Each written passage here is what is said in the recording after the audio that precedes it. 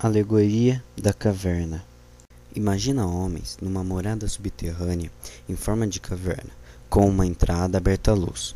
Esses homens estão aí desde a infância, de pernas e pescoços acorrentados, de modo que não podem mexer-se nem ver senão o que está diante deles, pois as correntes os impedem de voltar a cabeça. A luz chega-lhes de uma fogueira acesa. Imagina agora homens que transportam objetos de toda espécie, que os transpõem, estatuetas de homens e animais, de pedra, madeira e toda espécie de matéria. Naturalmente, entre esses transportadores, uns falam e outros seguem em silêncio. Portanto, se pudessem se comunicar uns com os outros, não achas que tomariam por objetos reais as sombras que veriam?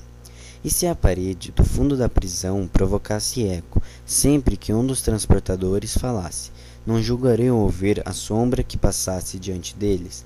Desta forma, tais homens não atribuirão realidade senão às sombras dos objetos fabricados. Considera agora o que lhes acontecerá. Naturalmente, se forem libertados das suas cadeias e curados da sua ignorância, que se liberte um desses prisioneiros, que seja ele obrigado a endireitar-se imediatamente, a voltar o pescoço, a caminhar, a erguer os olhos para a luz. Ao fazer todos estes movimentos, sofrerá, e o deslumbramento impedi-lo-á de distinguir os objetos de que antes via as sombras. Que achas que responderá se alguém lhe vier dizer que não viu até então senão fantasmas, mas que agora, mais perto da realidade e voltado para objetos mais reais, vê com mais justeza?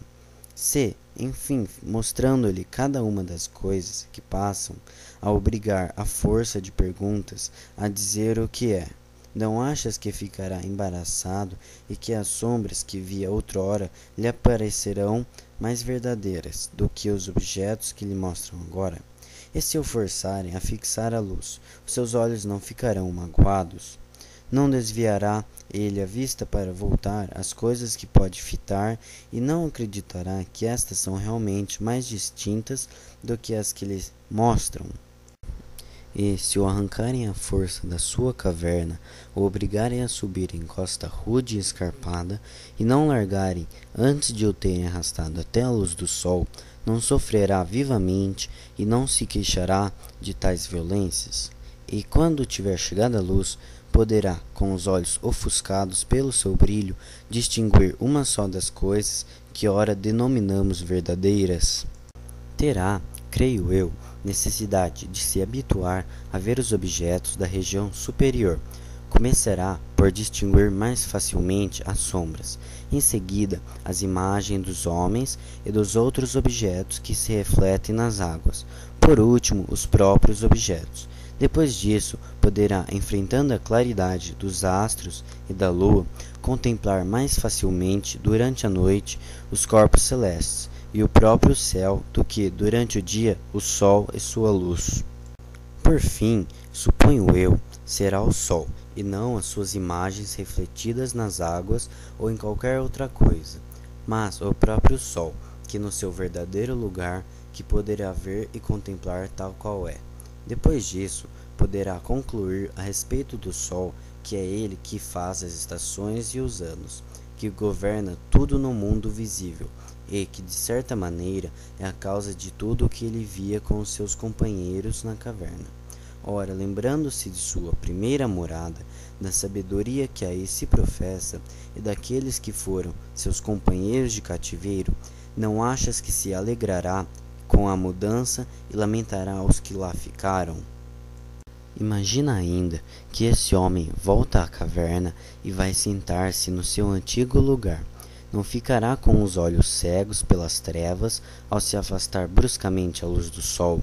E, se estiver de entrar de novo em competição com os prisioneiros que não se libertaram de suas correntes, para julgar essas sombras, estando ainda em sua vista confusa e antes que seus olhos se tenham recomposto, pois habituar-se à escuridão exigirá um tempo bastante longo, não fará que os outros se riam à sua custa e digam que, tendo ido lá em cima, voltou com a vista estragada, pelo que não vale a pena tentar subir até lá?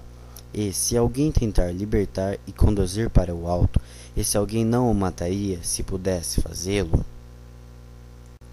Agora é preciso aplicar ponto por ponto esta imagem ao que dissemos atrás e comparar o mundo que nos cerca com a vida da prisão na caverna e a luz do fogo que a ilumina com a força do sol. Quanto à subida à região superior e à contemplação dos seus objetos, se a considerares como a ascensão da alma para a mansão inteligível, não te enganarás quanto à minha ideia, visto que também tu desejas conhecê-la. Só Deus sabe se ela é verdadeira. Quanto a minha opinião é esta. No mundo inteligível, a ideia do bem é a última a ser apreendida, e, com dificuldade, mas não se pode apreendê-la sem concluir que ela é a causa de tudo o que de reto e belo existe em todas as coisas. No mundo visível, ela engendrou a luz. No mundo inteligível, é ela que é soberana e dispensa a verdade e a inteligência. E é preciso vê-la para se comportar com a sabedoria na vida particular e na vida pública.